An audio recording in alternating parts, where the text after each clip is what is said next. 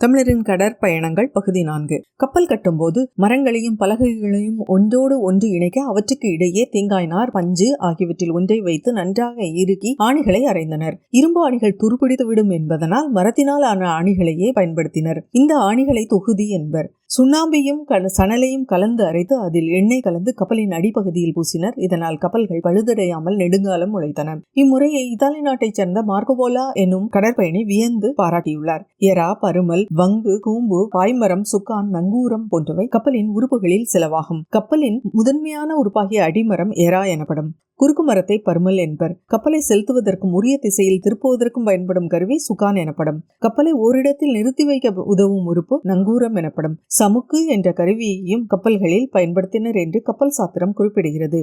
இது காந்த ஊசி பொருத்தப்பட்ட திசை காட்டும் கருவியாக இருக்கலாம் என ஆய்வாளர்கள் கருதுகின்றனர்.